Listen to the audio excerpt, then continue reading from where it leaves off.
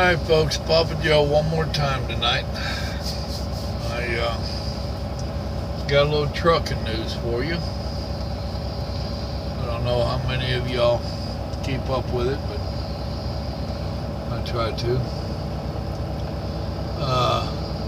You have to give my phone a second. Sleep apnea. In 2 days of meeting, the Federal Motor Carrier Safety Administration Medical Review Board recommended guidelines for when a driver should be tested for obstructive sleep apnea, the minimum amount of treatment for compliance, and when a driver should be retested. Now understand that this review board cannot make no laws. This stuff is not a law yet. It is a recommendation that goes on up to the FMCSA. They're still arguing some of it out. Same old nonsense on why you should be studying. 33% body mass. Are you kidding me? Anybody over 30 something's going to have that. Neck over 17 inches. Well, if you got a body mass of over 33, guess what? You're going to have a neck size over 17.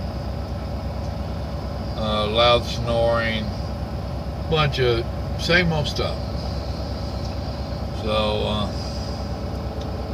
we're going to have to wait and see what's up with that. And over the age of 42. Now, is that age discriminacy or what? Thought they couldn't discriminate against age. Let's see. That's about all I'm going to go into on that right now. It's and like old IDA told them. So I told them would like to see more evidence of a relationship between sleep apnea and crash risk before we see any rulemaking on this, which that's what they've been asking for, and they're not going to get it. The cost for drivers is also an issue.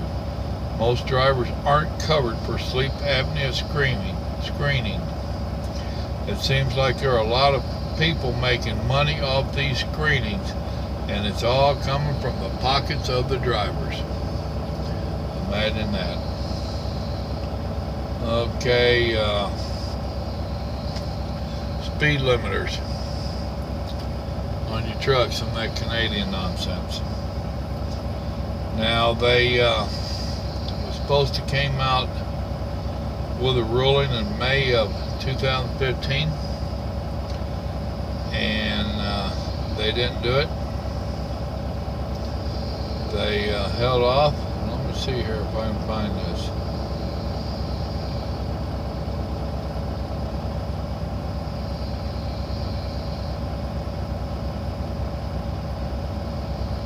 Anyway,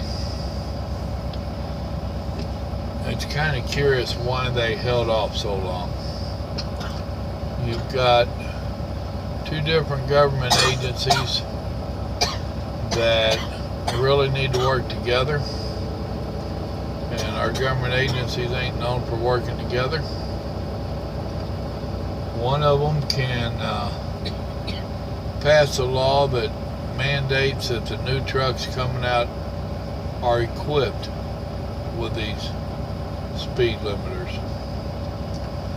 The other one can't do that, but they can say what's going to happen to the trucks on the road and what they have to do to get in compliance, blah, blah, blah. So what people that's been following this are afraid of is that during that course of that year of them not doing anything, that the two of them put their heads together. Highly unlikely, but it could happen. And with them putting their heads together, we can only wait and see what kind of nightmare they come out with for this. And they opened a new international bridge in McAllen, Texas. The town of McAllen paid for the southbound lanes. for the Mexican government because they claimed they couldn't afford it. Which if they can't afford to build a bridge bringing money in, how can they afford to build that fence Donald Trump wants them to build? Just an outside thought. So when they went into telling how the money would be split and all that, basically 100% of it will go to McAllen, Texas, until they get paid their $1.1 million back. And then when the Mexican government gets their northbound lane built, and these are truck lanes, commercial vehicle lanes, there's already a bridge there. It just wasn't built for commercial vehicles. But then the Mexican government gets all the money from the northbound bridge lane. It's all about the money. Always follow the money. But for you new drivers, you need to get your own sources. You need to figure out your own way to track some of this news. A lot of stuff coming down the pike, and I see in the near future a lot more. The U.S. government is control freaks. They've got to control anything, everything, and everybody. So, damn, I'm glad I'm getting close to retiring. That's the word. Remember, God loves you, so do I. Y'all have a blessed evening. Good night.